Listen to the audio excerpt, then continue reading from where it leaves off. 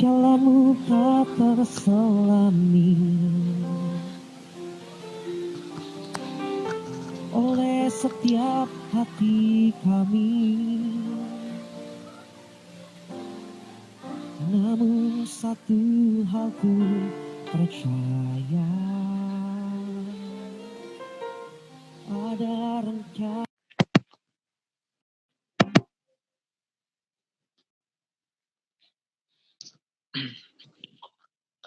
Ya, shalom Pastor. Shalom. Oke, kita mulai aja dulu ya. Ayo.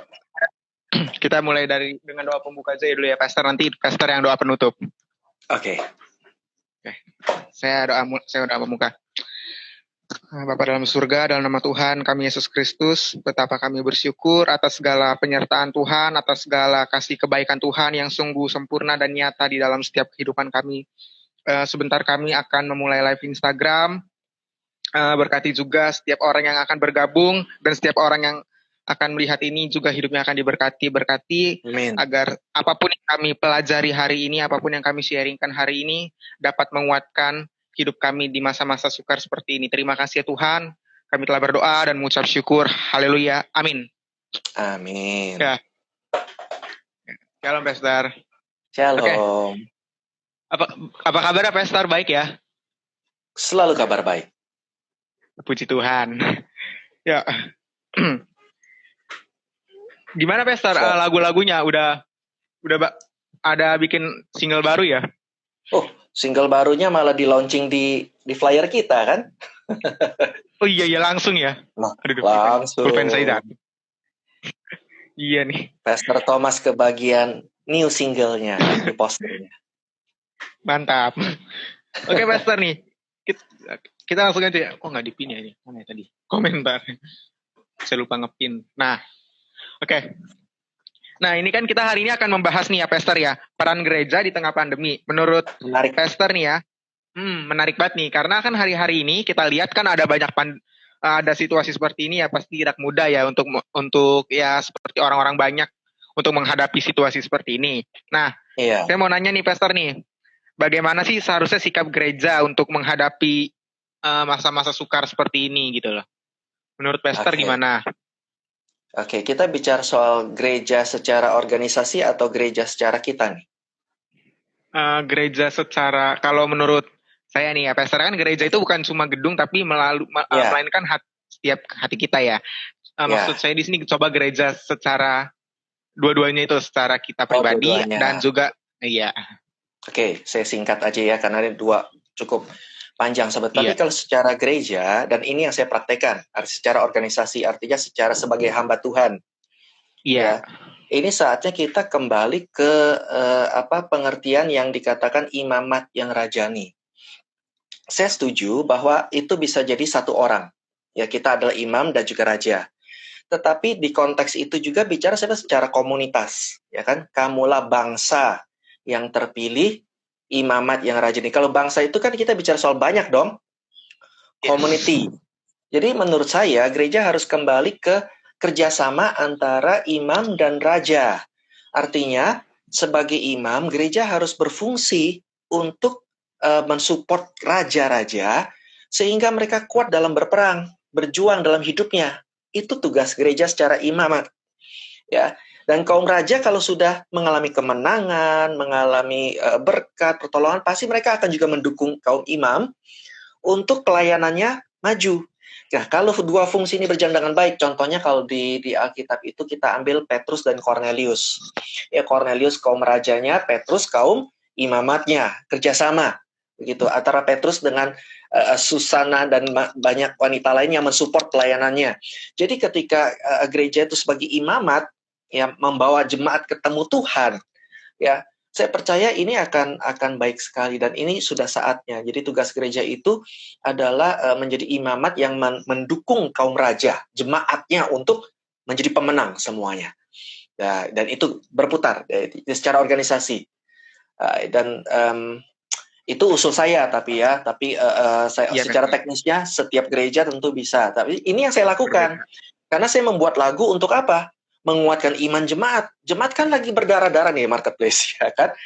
Ya, makin benar. sekarang makin susah. Jadi ketika saya bikin lagu, saya nggak berpikir, yang penting kan saya melayani. Kalian harus ikuti dong. Dan ini sudah nggak boleh ada lagi. Mentality seperti itu udah nggak boleh ada lagi. Kita harus bermental sebagai, ini jemaat lagi, apa yang Tuhan mau supaya jemaat alami? Oh, mereka dikuatkan. Oh, mereka mengalami kemenangan, mengalami tanda-tanda penyertaan. Mereka tambah dekat dengan Tuhan. Hati mereka dipulihkan, hati mereka dikuatkan. Dan itu lagu-lagu saya, Tuhan arahkan ke sana. Sehingga mereka menjadi kaum raja yang kuat, yang tadinya udah tiarap, bangkit lagi, ya kan? Yang tadinya udah kalah, bisa menang lagi. Dan ini yang ini fungsi, menurut saya fungsi imamat dan rajani yang jadi satu. Bukan berarti kita harus imamat juga, rajani juga. Kadang-kadang bisa kacau loh. Contoh, jadi, tapi bukan berarti kita nggak boleh, orang yang nggak full time nggak boleh melayani, juga bukan. Tetapi hati-hati. Contoh Saul. Saul itu kan kaum raja. Samuel itu kan kaum imam. Ketika Saul mengambil alih, ya kan, dengan merasa, saya mampu kok.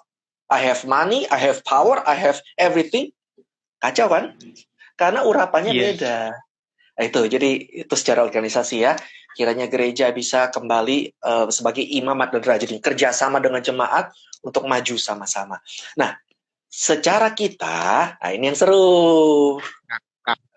Iya. Ini yang seru. Soalnya kadang-kadang jemaat merasakan boro-boro harus berperan di tengah pandemik ya. Yes. Berperan di tengah situasi normal aja kita sudah udah nggak bisa ya, udah sulit. Nah, itu justru terjadi karena saya bilang kesalahan yang termasuk hamba Tuhan seperti saya yang menanamkan mereka hal yang salah.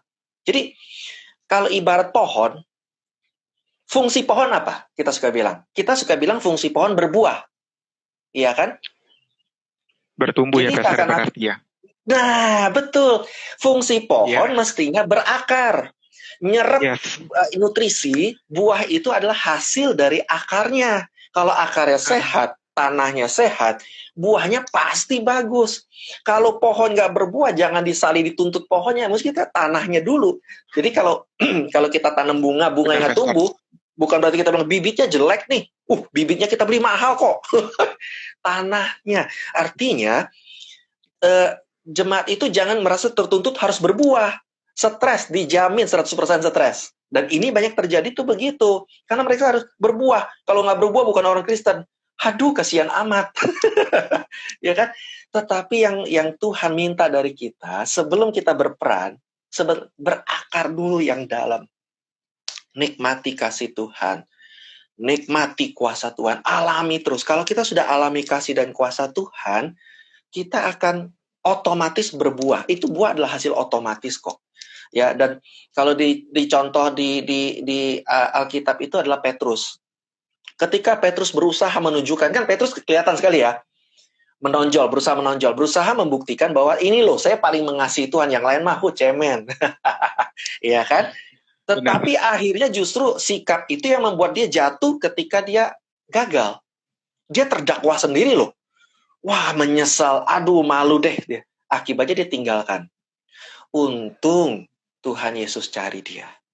Ya kan? Itu bukti bahwa tapi ketika Petrus menyadari bahwa Tuhan tuh sangat mengasihi dia, mengampuni dia. Setelah itu ibaratnya nggak ada kata mundur buat Petrus. Saya percaya kalau umat Tuhan punya mentality ini, nikmati dulu kasih Tuhan. Seperti Maria, nikmati dulu kasih Tuhan. Ya, dia pasti akan berperan efektif. Maka Maria pun menjadi salah satu perempuan yang mengurapi kaki Yesus, ya kan? Maria kan? Yang tadinya cuma duduk diam di kaki Tuhan, tapi akhirnya di tengah-tengah yang lain dia berani mengurapi dengan narwastu. Salah satunya adalah Maria itu. Nah, ini yang membuktikan bahwa umat Tuhan jangan pikir dulu deh, kalian berperan apa nanti stres. Pikirkan seberapa baik Tuhan terhadap kita. Pikirkan seberapa Tuhan menguatkan kita. Yang kalau merasa belum kuat, cari kekuatan dalam Tuhan. Mulai saat ini, ayo penuhi dengan kasih. Baca firman Tuhan itu bukan sebagai perintah, tapi baca sebagai Tuhan mau menguatkan kita. Nah, kadang-kadang orang baca firman Tuhan yang ini nih, yang kemarin saya kutip. Kamu adalah garam dunia, yang di poster kita flyer. Kamu adalah terang dunia.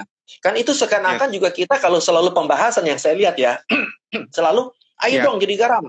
Kalau kamu nggak asin buat apa? Dibuang orang, ngeri. Waduh, Langsung ya pada kan? takut jemaat ya, Pastor ya. Otomatis, ya kan? Merasa tertuntut. Hmm, Ya, merasa tertuntut. Mereka tadinya benar. mereka mau, tapi kemudian setelah terjadi kesulitan, masalah, bisa marah loh. Dalam hati, buktinya saya sudah melakukan ini, kok terjadi hal ini, gitu kan? Padahal di situ dikatakan bukan Tuhan suruh, Tuhan sedang menyatakan kamu adalah, betul kan? Makanya saya kutip dua itu. Benar. Kamu adalah garam, kamu adalah terang. Ketika kita di dalam Tuhan, ketika kita menerima Tuhan Yesus, otomatis Tuhan sudah jadikan kita garam, sudah jadi terang. Bukan karena usaha kita, bukan karena kelayakan kita, kerja keras kita, pembuktian kita, tapi kita sudah diubah Tuhan, kita garam, kita terang. Ayo nikmati itu, ayo penuhi stok lumbung kita, dan kemudian pasti jadi berkat untuk orang lain. Ya, ini entengnya. Jadi saya dalam Iya benar. bahasa garam itu sebetulnya orang bilang garam dari mana Tuhan Yesus sudah pernah ngomong tanpa terkonek dengan perjanjian lama. Dia selalu terkonek dengan perjanjian lama. Artinya garam ini sebetulnya artinya adalah perjanjian garam. Pernah dengar perjanjian garam? Saya belum pernah dengar ada Pastor perjanjian garam. Nanti boleh baca, seru. Itu di zaman Imam itu, maka Daud pun dibilang ada perjanjian garam. Jadi garam itu fungsinya dianggap di zaman perjanjian lama adalah mengawetkan. Jadi Tuhan mau bilang perjanjianku dengan kamu tuh seperti garam. Jadi dalam korban bakaran dikasih garam untuk menunjukkan bahwa perjanjianku dengan kamu itu seawet garam. Artinya sebagai garam tuh kita punya perjanjian yang kekal dengan Tuhan. Perjanjian keselamatan yang kekal, kamu sudah dijamin oleh Tuhan. Jadi kita hanya hidup dalam perjanjian. Ingat, kamu adalah garam, kamu adalah perjanjian garam. Dan kalau kamu adalah terang, kenapa kita adalah terang? Karena dalam Kejadian 1 pun Tuhan sudah bilang dia adalah terang. Iya kan? Jadilah terang. Iya, Terang itu bukan matahari kan? Kan matahari baru hari keempat, baru diciptakan. Dia menyatakan dialah terang itu. Di Wahyu, Tuhan Yesus berkata, akulah gilang gemilang, terang.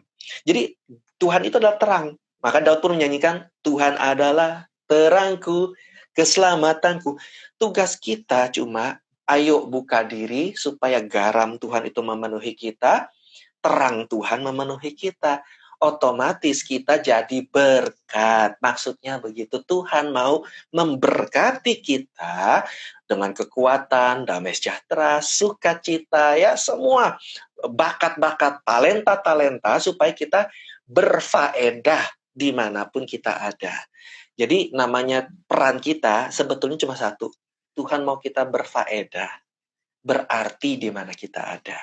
Di keluarga kita berarti, di kantor kita berarti. Jadi orang bilang gini, kalau nggak ada kita nggak rame, gitu loh. Karena orang merasakan manfaat. Semakin kita hadir, suasananya beda ya. Minimal asik ya, ada lu ya, ada sukacita, ada terang, gitu ya. Tahu dong suasana terang, kayaknya ada orang yang datang suasana jadi gelap gitu aja. Murung, komplain melulu, mengeluh terus, kritik melulu, nyinyir, akhirnya suasana nggak enak kan.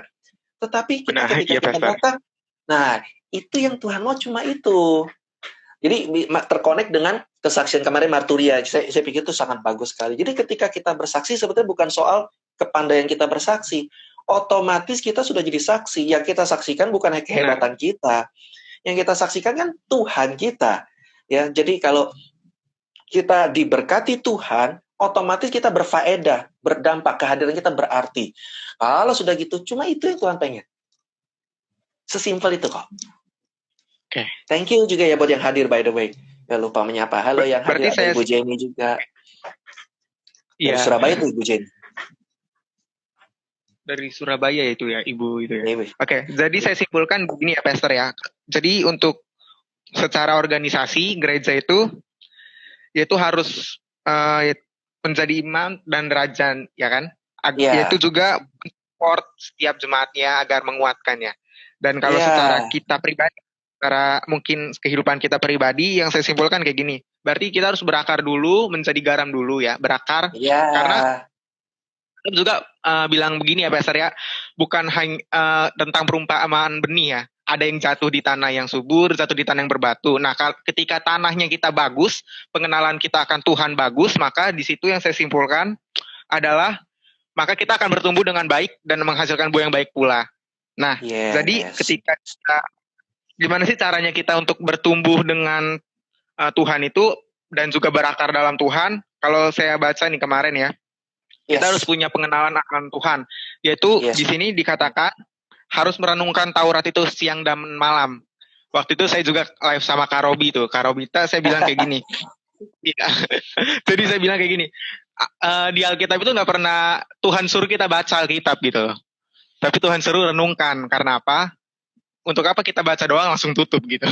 Jadi harus merenungkan juga ya kan, Pastor?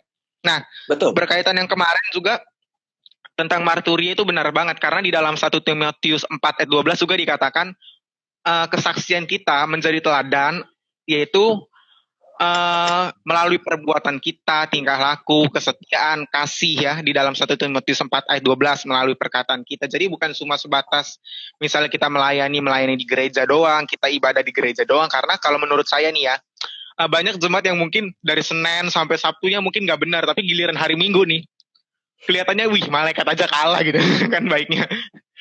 Tapi giliran Senin sampai Sabtu ya ampun ya kan. Begitu. Iya. Nah, kenapa mereka bisa berbuat begitu? Pertanyaannya kan gitu kan? Sebetulnya itu tergantung dari apa yang mereka percaya. Kalau mereka percaya mereka orang bejat, maka mereka akan begitu kelakuannya. Jadi tergantung apa yang kita percaya. Tapi kalau kita percaya, kita ini anak-anak Allah loh. Kita ini pangeran-pangeran dan putri raja yang Tuhan minta. Jadi Tuhan bukan minta gini, kita ini kayak orang bejat yang harus menjadi orang kudus. Nah, ini yang ini agamawi sekali, tapi ini yang justru itu sama dengan yang lain. Seolah-olah dunia juga begitu. Dunia akan taunya kita ini orang bejat yang sedang berusaha untuk kudus. Kalau Tuhan itu terbalik, Dia menguduskan kita dalam arti kamu sudah jadi orang kudus, kamu sudah jadi terang, kamu sudah jadi garam. Yang Tuhan minta, ayo bersikap sebagaimana mestinya kamu. Jadi yang Tuhan minta kalau gini, kalau kita adalah pangeran, sikap kita gimana sih? Apakah ngomong sembarangan? Apakah jajan sembarangan? Apakah laku? Enggak kan? Kita tahu kita pangeran. Menjaga.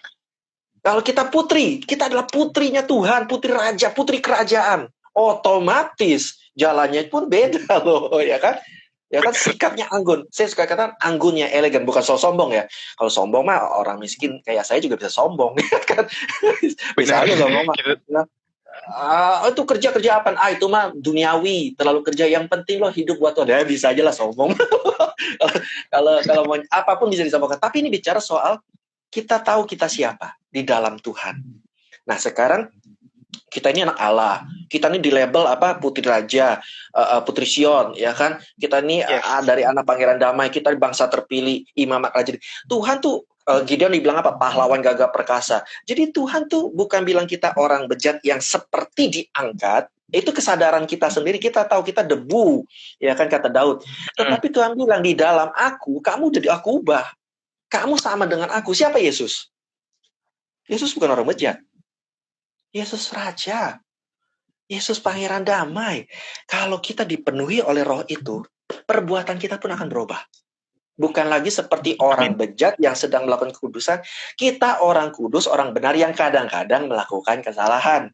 Beda ya? Oke, benar. Kalau kita nah itu yang saya bilang, ini yang perlu ditanamkan gereja kepada jemaat. Ini yang saya tanamkan kepada umat Tuhan.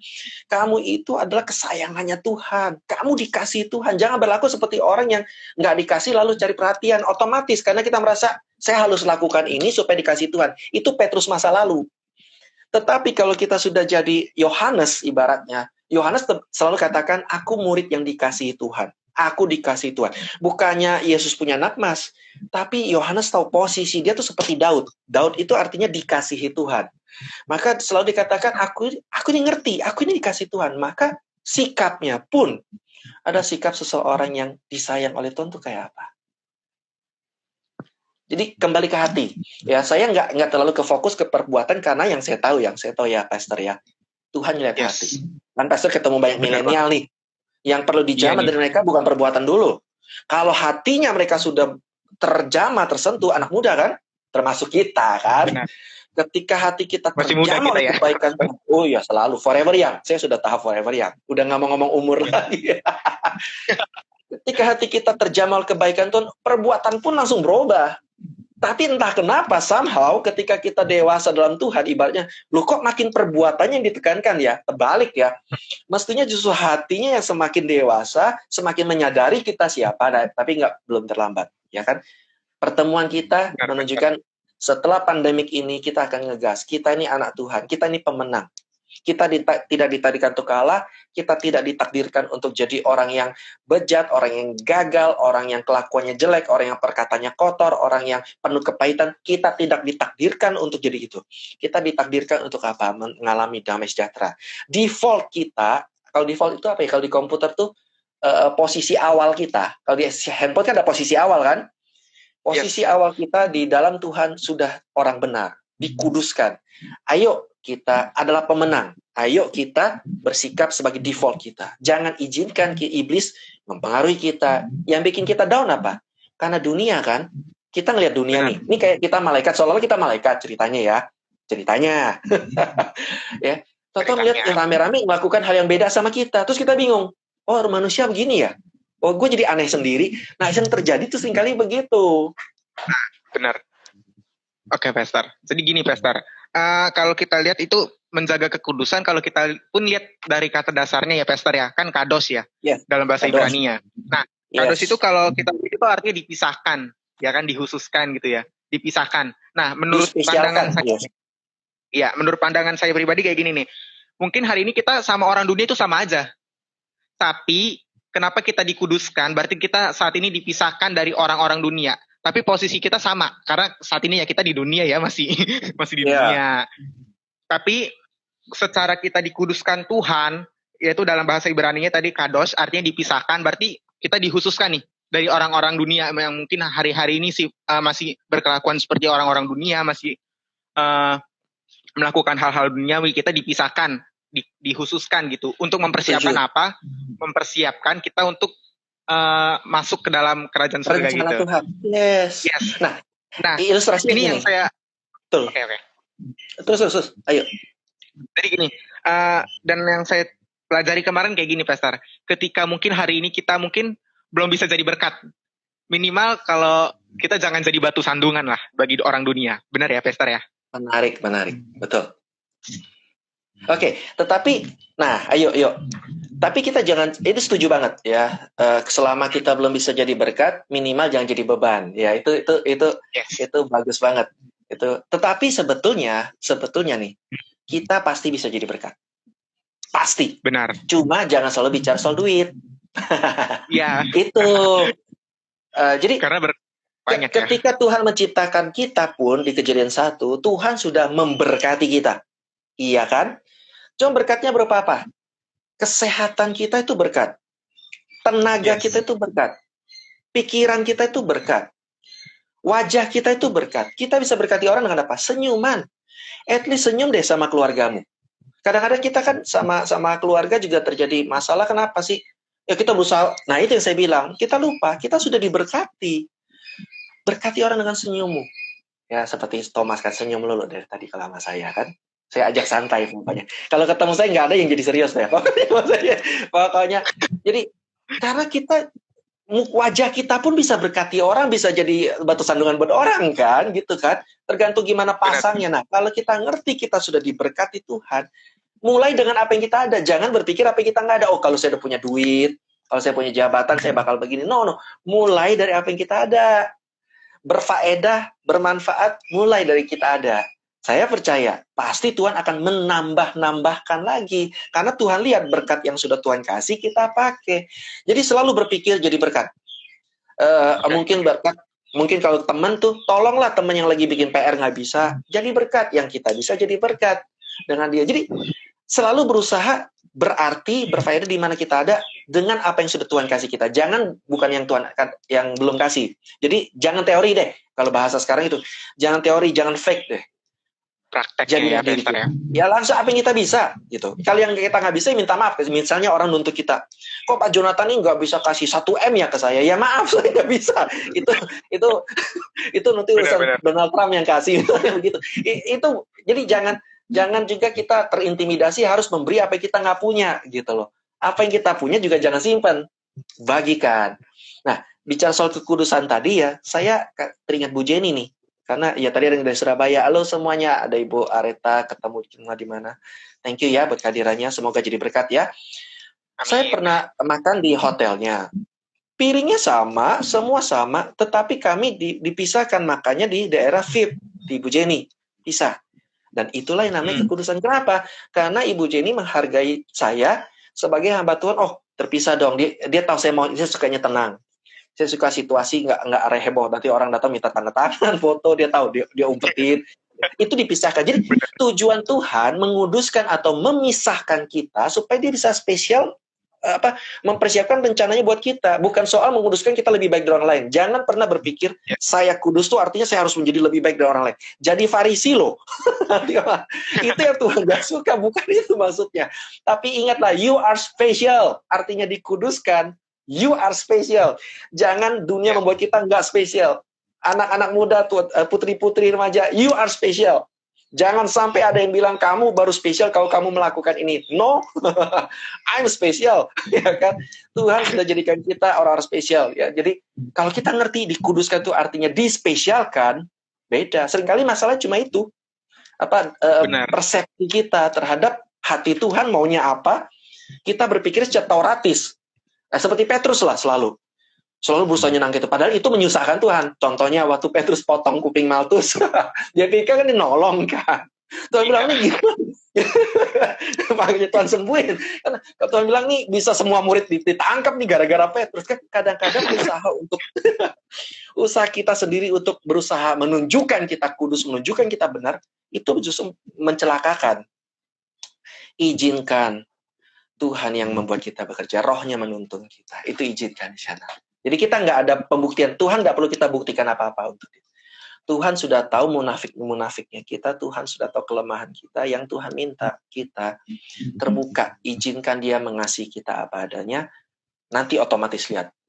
Engkau akan semakin semangat tempat kerja. Engkau akan semakin fokus. Dan itu pasti jadi berkat.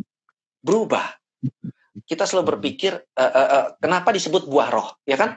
Kita kan selalu, yang saya bilang, kasih, sukacita, damai sejahtera, kelemah lembutan. Seakan-akan tanpa ini kita bukan Kristen.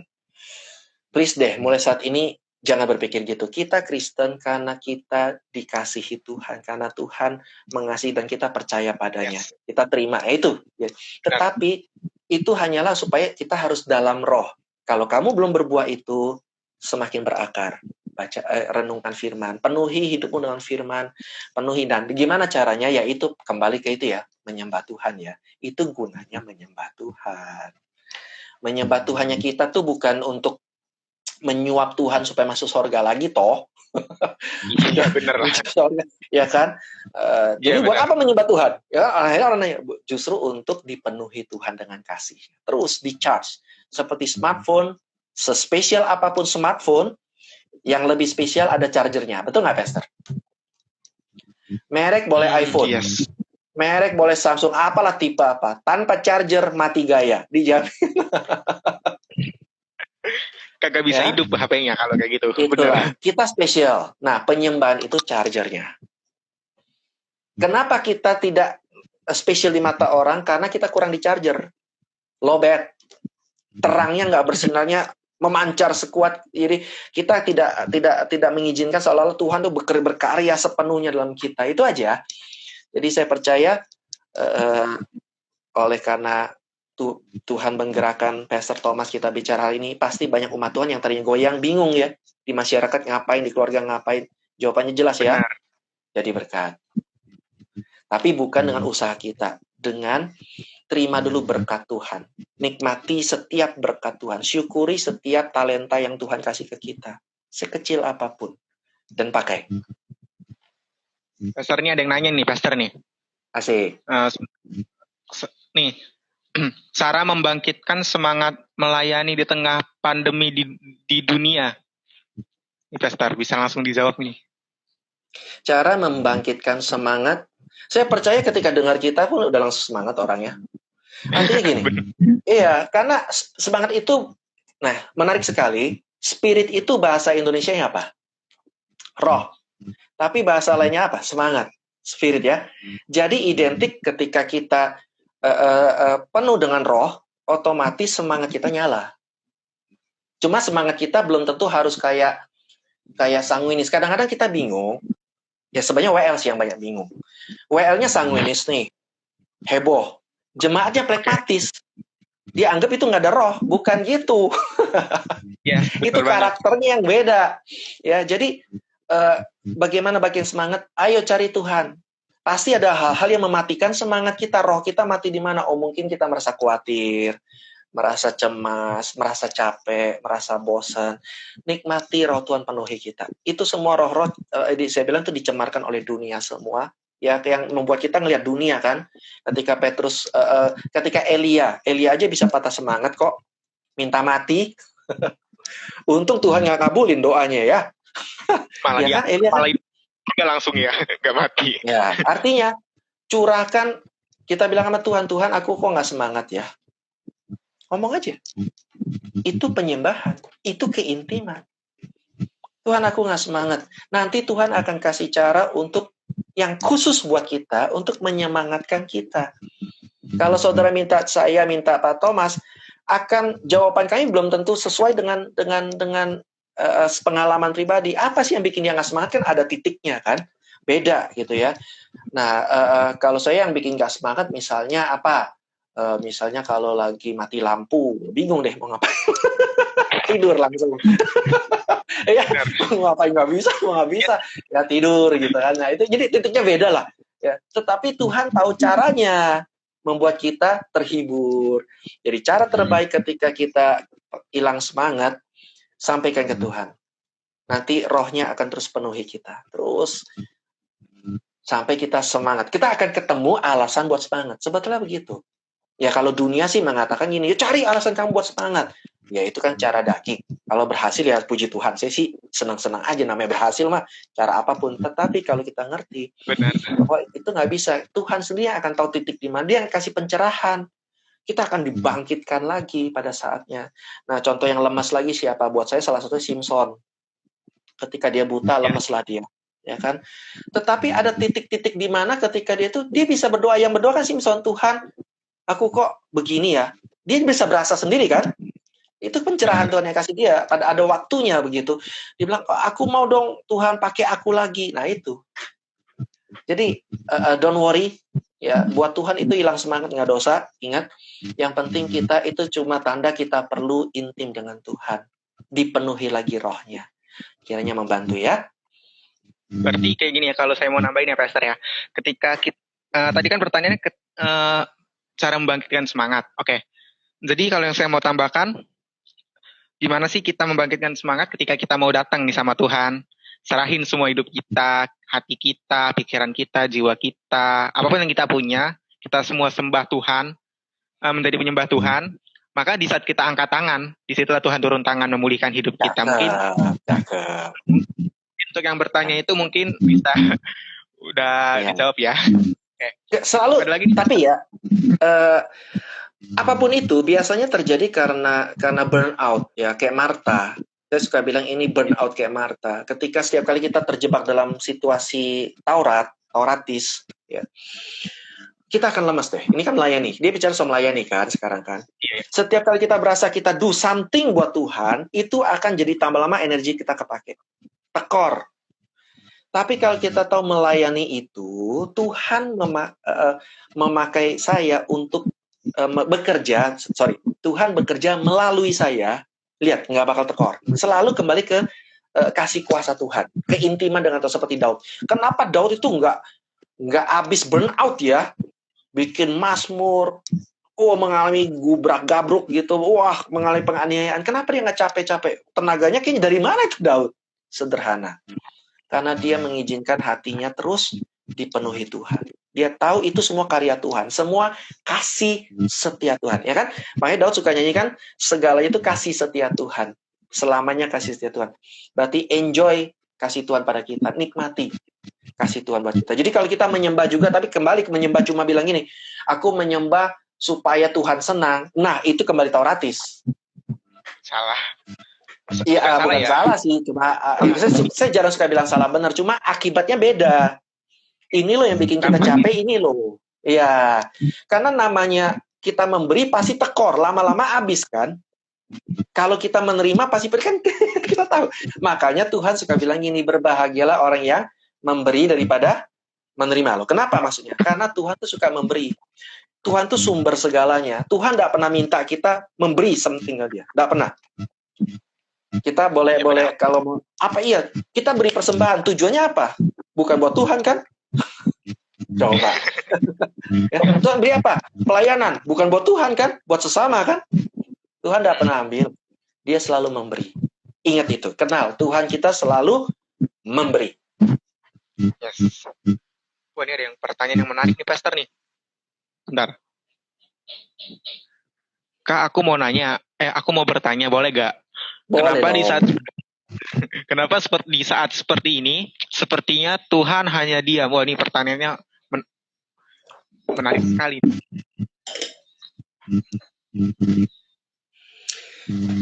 Menarik. Itu pun yang ditanya si Daud waktu di Mazmur 13. Ya, nah, kalian ya kan? Kenapa engkau diam? Jadi sebetulnya gini. Kenapa iblis lebih sering bicara daripada Tuhan? Ya Tuhan, iblis ngomong dulu. Karena iblis pengangguran. Benar banget. Ya, dia nggak kerja apa-apa. Kerjanya cuma gangguin kita. Ya kedengaran terus. Tuhan diam kenapa? Dia selalu turut bekerja. Jadi Tuhan tuh kerja loh.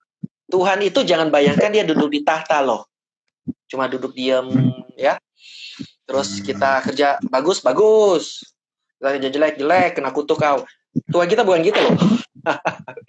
Tuhan kita turut bekerja. Ingat gak Yesus ngomong tentang Tuhan? Bapakku bekerja sampai sekarang. Tuhan kita Tuhan yang aktif. Tuhan yang produktif, makanya Yesus pun produktif. Makanya kalau saya jadi Yesus nih ya, untung bukan saya. Saya nggak mau keliling-keliling.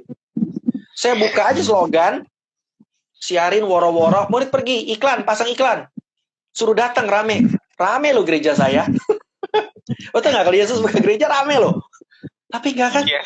Dia keliling loh, proaktif. Itu membuktikan bahwa Tuhan kita tuh Tuhan yang suka bekerja. Action, bukan ngomong, bukan ahli mengolah kata-kata juga. Ya, buat apa kita punya orang jago ngomong tapi kerjanya nggak ada ya kan? Kalau dia bekerja terus, dia kerja sampai nanti akhirnya kita baru tahu belakangan. Oh ini maksudnya. Jadi saya suka bilang Tuhan tidak pernah diam, dia bekerja diam-diam. Benar banget. Kau tak pernah tinggal diam, menyaksikan keadaanku. Bahkan di tengah badai pun ku alami pertolonganmu. Itu. Oke. Kalau saya mau tambahin itu untuk tadi yang bertanya ini siapa ini akunnya? Saya mau baca dulu. Kenapa di saat seperti Tuhan, sepertinya Tuhan hanya diam? Saya mau bilang gini loh untuk yang nanya ini. Ketahuilah Yeremia 31:3 katakan bahwa Tuhan mengasihi kita dengan kasih yang kekal, eternity love, kasih yang kekal. Dan juga ingat baik Roma 8:28 bahwa dia Tuhan, dia Allah yang bekerja bukan untuk mendatangkan kecelakaan tapi untuk mendatangkan segala kebaikan. Pengkhotbah 3:11 semuanya akan indah pada waktunya. Ya, untuk yang kalian yang nanya ratapan 3 juga ayat 22 ayat 23 katakan tak berkesudahan kesetiaan Tuhan. Jadi ketika kamu bilang mungkin saat ini Tuhan gak bekerja, ingat baik, dia Tuhan yang selalu ada untuk setiap kita. Dia Tuhan yang selalu memelihara hidup kita. Amin. Ya, mungkin itu aja dari yang juga nih pastor yang nanya. Asik. Oke. Habis khotbah sekarang di gereja nggak ada yang interaktif. Kalau khotbah interaktif, saya percaya pasti pada banyak yang nanya di gereja. Tapi kan siapa tahu ya gereja masa depan gitu ya. Waktunya pastor. Iya ya. Tapi waktunya itu ya. Bisa sih tapi waktunya sekian. Aduh. Ada lagi nih pastor yang nanya kayak gini nih di kemarin WA. Cara agar siap menghadapi new normal. Wah ini lagi masa-masa seperti ini nih. Menarik. Ini pertanyaan menarik. Jadi Saya berkhotbah tentang new normal life itu dari Ulangan 32. Ulangan 32 ayat 10, 11, 12. Itu soal nyanyian Musa. Saya nggak buka ya. Saya sharing aja. Musa bilang gini. Seperti Raja Wali membongkar sarangnya, demikian juga Tuhan itu mengangkat kita. Artinya gini. Tuhan ini lagi bongkar kebiasaan lama. Lagi bongkar. Sarang kebiasaan lama, sarang gaya hidup masa lalu lagi dibongkar. Tujuannya apa? Supaya kita lebih fokus diangkat Tuhan ke level yang lebih tinggi. Jadi bagaimana cara menyikapi new normal? Siap berubah. Siap berubah. Karena kita ini orang yang selalu siap berubah kok. Ya, ada tren apa kita bisa ikut kok. Ya kan, tren rambut ganti gaya, tren baju ganti gaya, kita bisa ikut. Jadi jangan pernah khawatir kita, aduh saya gimana nih terhadap ini. Tuhan yang akan ubah kita. Kita lagi dipersiapkan Tuhan. Jadi paradigma sikapi situasi pandemik ini justru untuk kita ngefokus lagi. Kalau kita jatuh sendiri kan rasanya nggak enak ya. Rasanya kok hidup ini nggak adil ya. Ini kan jatuhnya rame-rame gitu. Ya kan, Tuhan nih, ya kan jatuhnya rame-rame, iya. Jadi kalau gede ayo bangkit sama-sama. Jadi nggak ada alasan lagi, oh saya sendirian, saya no. Mumpung rame-rame, ayo ngegas. Kita sama-sama bangkit banyak. Nah, ini yang sedang Tuhan lakukan. Jadi ingat, penderitaan ini bukan dari Tuhan. Jadi seringkali mereka tambah lemas. Kenapa? Seakan-akan Tuhan lagi bikin ini. Kenapa kita dihukum lah? Akhirnya orang yang nggak ngerasa bersalah bingung. Tuhan meleset apa ya pelurunya ya? Kok saya kena tembak gitu kan? No, ingat ya, ini tanda akhir zaman ya. Pandemik itu sampar ini adalah tanda akhir zaman. Yesus sudah bilang sebetulnya di Alkitab. Kalau kita merenungkan kita udah siap sebetulnya. Tapi don't worry, ini cuma preview. Tuhan masih kasih yang mudah. Penanganannya mudah, cuma cuci tangan, jaga jarak, pakai masker. Masih penanganan mudah ya. Dibandingkan dengan Ebola yang di Afrika itu masih jauh lebih mengerikan. Ebola sampai matinya tuh lebih mengerikan sekali. Tapi artinya apa? Tuhan kasih kita kesempatan untuk kita siap-siap buat berikutnya, tantangan berikutnya. Daud dihadapkan dengan singa dan beruang, pasti bingung waktu Daud hadapi. Kenapa ya? Udah domba gua sedikit, diserang lagi. Ternyata itu dipersiapkan untuk melawan Goliat. Tuhan mengizinkan pandemi ini terjadi buat kita. Tuhan lagi persiapkan kita agar kita jadi pahlawan-pahlawan untuk bisa mengalahkan perkara berikutnya lagi. Jadi itu ketika kita bersikap seperti itu, apapun yang ada di depan kita, saya percaya Tuhan siapkan kita. Yes. Kalau menurut saya nih ya, Pastor ya, bagaimana sih kita menghadapi new normal? Kalau menurut saya bukan bicara gimana caranya dulu. Mungkin seperti yang Pastor bilang, gimana sih caranya kita, apa yang kita lakukan sekarang di saat-saat di karantina seperti ini? Karena ketika ini berakhir, persaingan pasti lebih ketat lagi. Ya Pastor ya, benar ya.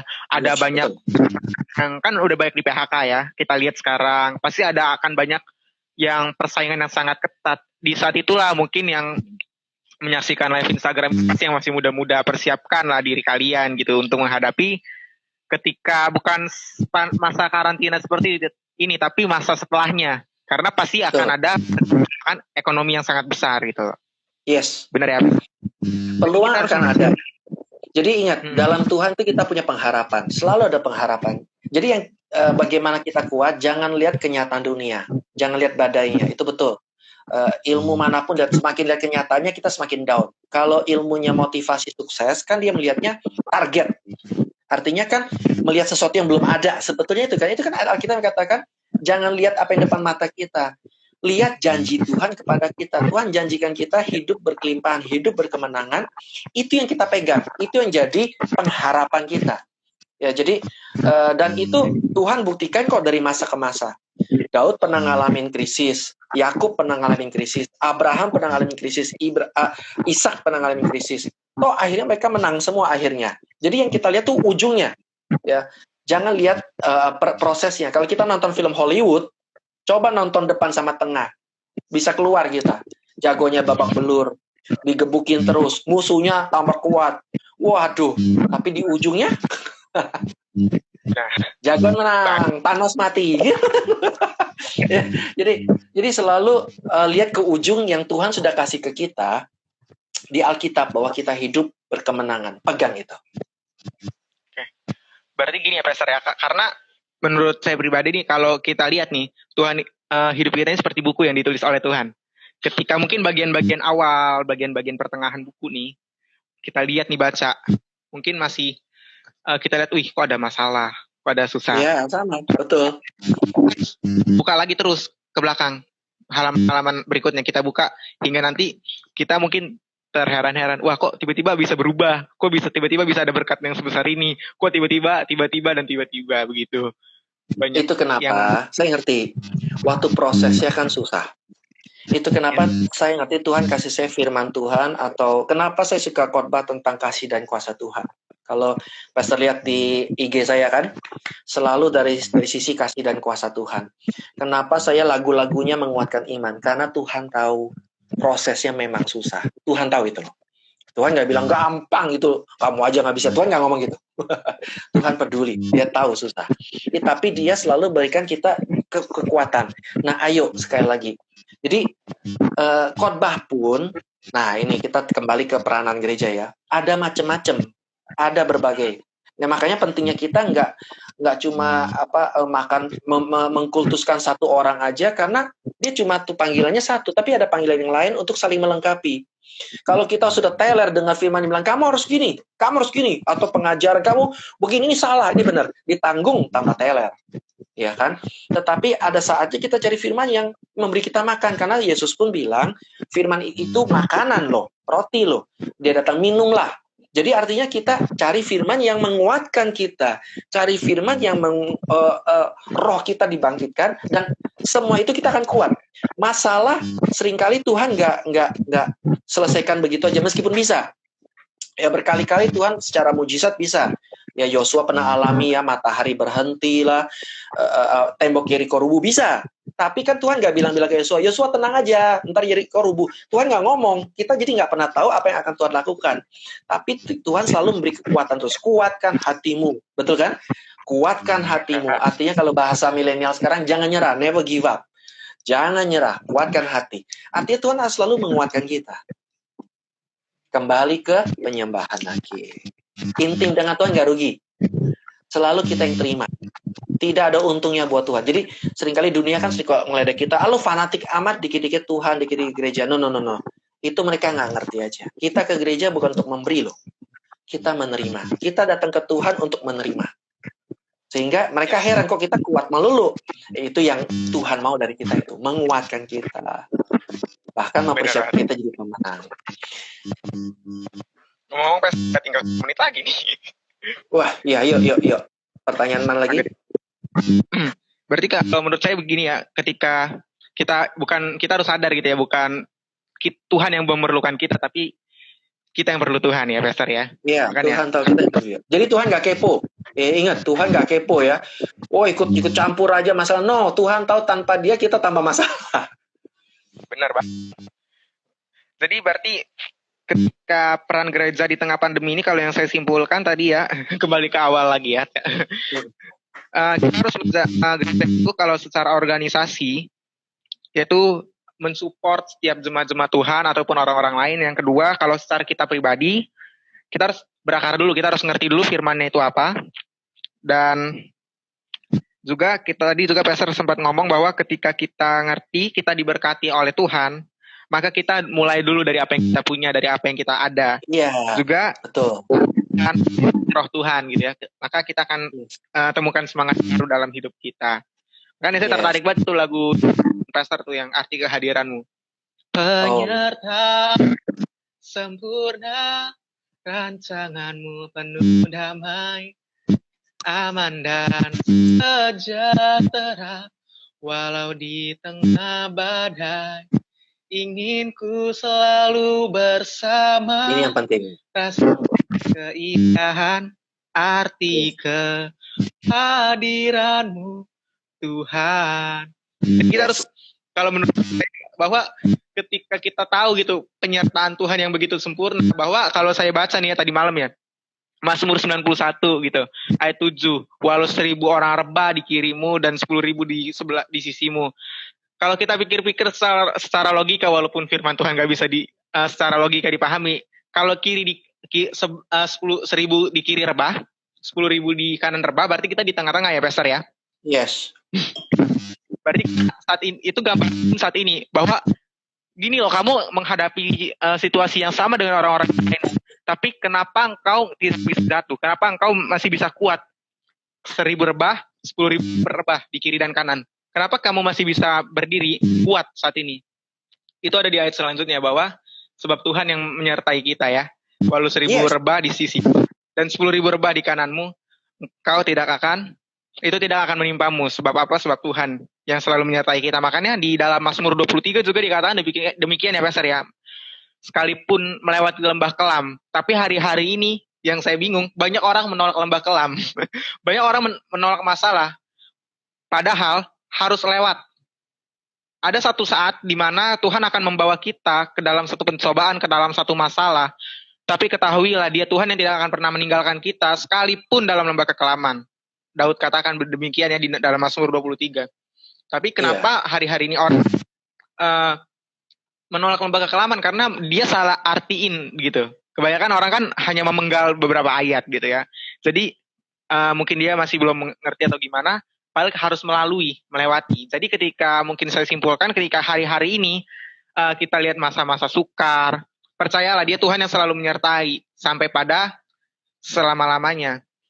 Jadi kita harus tetap kuat, kita harus tetap percaya bahwa penyertaan Tuhan sungguh sempurna. Mazmur 91 katakan ya demikian. Dia yang Tuhan yang selalu menyertai kita. Yeremia 31:33, Dia Tuhan yang selalu mengasihi kita sampai pada kesudahannya, eternal love. Dan juga di dalam Ratapan 3 ayat 22-23 dikatakan kasih Tuhan tak pernah berkesudahan. Dan mungkin itu aja kali ya, Pastor ya, hari ini. Udah tinggal beberapa menit lagi nih. Oh iya nih, ada request nih. Ada request lagu ini. Shalom Kak, saya suka banget lagu Allah Peduli Kak. Waduh, thank you. Dari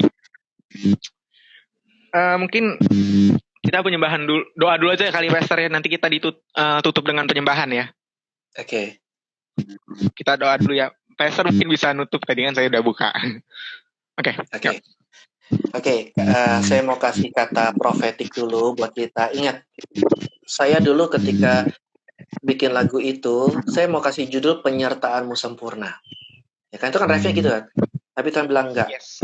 Judulnya Arti Kehadiranmu. Ya, kenapa? Karena Tuhan mengatakan bahwa penyertaan Tuhan itu bukan untuk menghakimi kita. Bukan untuk cari kita salah atau benar. Bukan untuk menyusahkan kita. Tuhan mau kehadirannya berarti buat hidup kita. Jadi nikmati kehadiran Tuhan dalam saat-saat lembah terkelam pun. Ingat Daud, ketika Daud di Mazmur 23 tadi, thank you sudah disinggung. Ini memang sesuai konfirmasi Tuhan. Di ayat pertama Daud selalu bilang Tuhan tuh iya. Betul kan? Ia membaringkan aku, Tuhan adalah gembalaku. Iya. Tapi ketika dalam lembah kekelaman, aku tidak takut bahaya. Sebab kenapa? Engkau besertaku. Jadi ketika dalam keadaan baik, Daud bersaksi tentang Tuhan. Tapi dalam saat lembah kekelaman, Daud langsung berkata, Engkau. Menunjukkan, oke, kita memang harus lewati masa lembah kekelaman. Tapi ingat, ini saatnya dekat dengan Tuhan. Tuhan justru ada di tengah-tengah lembah kekelaman kita. Amin. Yuk kita doa. Saya berdoa melalui IG Live Simple ini, umat Tuhan banyak terjawab pertanyaannya. Yang tadinya bingung, yang tadinya lemah goyah, dikuatkan, difokuskan, diarahkan kembali ke rencana Tuhan semula untuk menjadikan kita umat pemenang sebagaimana kita dirancang. Umat Tuhan, dengarlah, engkau adalah anak-anak Allah yang maha tinggi, bangsa yang kudus, umat kepunyaan Tuhan sendiri, harta kesayangan Tuhan, pangeran-pangeran dan putri-putri raja. Mari kita bersikap seperti demikian dan menjadi berkat dimanapun kita ada melalui apa yang kita punya yang Tuhan sudah taruh. Percayalah, Tuhan akan terus menambah-nambahkannya. Jangan melihat apa yang engkau tidak punya. Jangan melihat keadaanmu saat ini. Lihat apa yang Tuhan sudah berikan kepada engkau. Fokus pada janji Tuhan, bukan pada kenyataan. Maka segala janji-janji dalam Alkitab kita jadi naik dan bukan turun. Kita kepala dan bukan ekor. Kita hidup di bawah, hidup dalam berkelimpahan. Kita hidup dalam tanah perjanjian yang susu dan madunya berlimpah-limpah.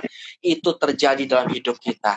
Seperti Ayub, kita mungkin bisa jatuh, tapi Ayub pun dipulihkan 2 kali lipat. Saya percaya saat kita jatuh, Tuhan akan angkat kita tinggi 2 kali lipat lebih dari sebelumnya.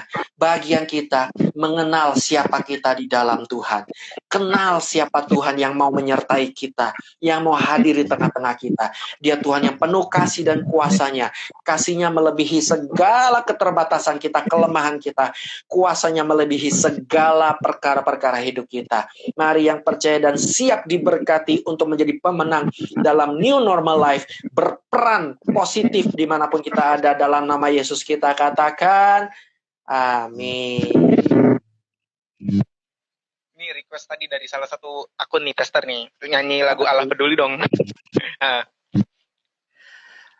Allah mengerti, Allah peduli segala persoalan yang kita hadapi, tak akan pernah dibiarkannya ku bergumul sendiri, sebab Allah mengerti. Puji Tuhan, thank you semua. Thank you Pastor Thomas. Semakin diberkati, diurapi Tuhan, dipakai di anak-anak muda seperti saya. Ngaku muda. Ya, thank you buat yang sudah hadir ya. Semua penyembahnya Tuhan. Thank you Bu Jenny, Bu Arenda, Bu Erni, semua yang bisa disebut, yang nongol di saya sebut ya. Oke ya, Pastor ya, makasih ya udah join hari ini. Mungkin lain kali ya. Sampai ketemu lagi. Yes. Puji Tuhan. Tuhan Yesus berkati ya. Yuk. Ya, puji Tuhan, kita telah membahas bersama Pastor Jonathan Prawira hari ini. Ya, mungkin live ini setelah selesai. Untuk minggu live berikutnya akan menyusul. Ya, Tuhan Yesus memberkati and God bless you.